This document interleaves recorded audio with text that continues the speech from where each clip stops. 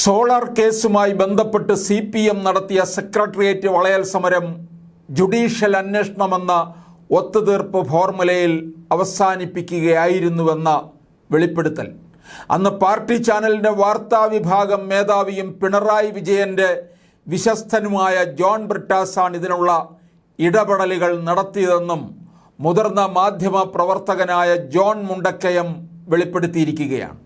രണ്ട് പത്രലേഖകർ തമ്മിൽ നടത്തിയ ഫോൺ സംഭാഷണത്തിൽ നിന്നായിരുന്നു ഇതിൻ്റെ തുടക്കമെന്ന മുഖവുരയോടെയാണ് സമകാലിക മലയാളം ആഴ്ചപ്പതിപ്പിലെ ലേഖനത്തിൽ ജോൺ മുണ്ടക്കയത്തിൻ്റെ വെളിപ്പെടുത്തൽ.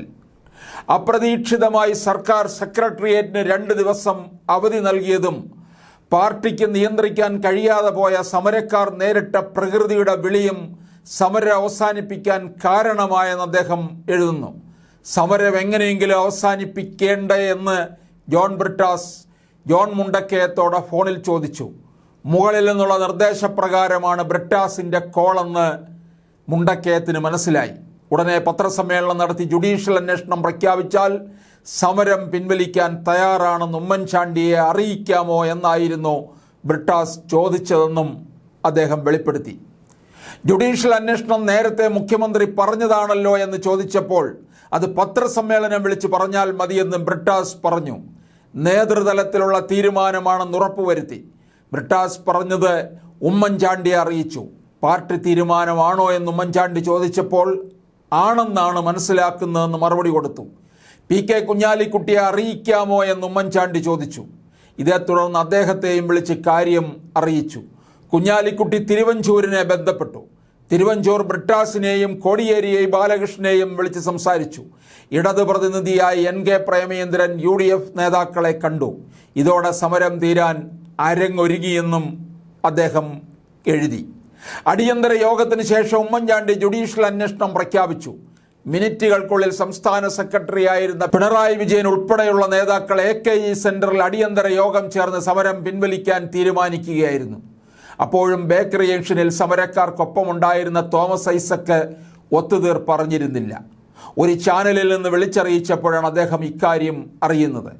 അത് തോമസ് ഐസക്കിന് വലിയ ഷോക്കായിരുന്നുവെന്നും മുണ്ടക്കയം എഴുതി. പിന്നീട് മാധ്യമങ്ങളെ കണ്ട തോമസ് ഐസക്ക് സമരം പെട്ടെന്ന് പിൻവലിച്ചതിൽ അതൃപ്തി പ്രകടിപ്പിച്ചു.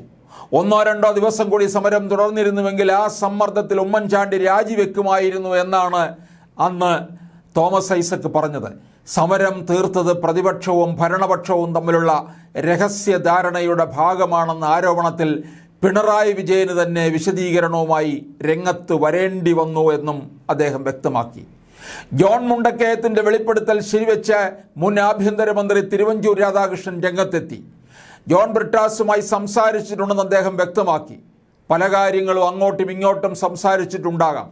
ഒരു സമരം ഒത്തുതീർപ്പാക്കുന്നതിന് വേണ്ടി നടപടി വന്നാൽ അതിനോട് പോസിറ്റീവായി പ്രതികരിക്കുകയല്ലേ വ്യവസ്ഥാപിതമായി പ്രവർത്തിക്കുന്ന ഒരു സർക്കാർ ചെയ്യേണ്ടത്?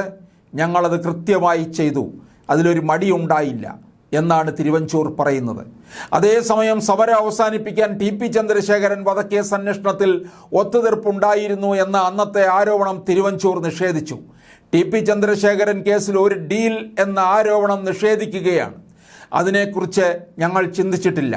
മനസ്സാക്ഷിയുള്ള ആർക്കും അതിനെക്കുറിച്ച് ചിന്തിക്കാൻ കഴിയില്ല എന്നാണ് തിരുവഞ്ചൂർ പറയുന്നത്.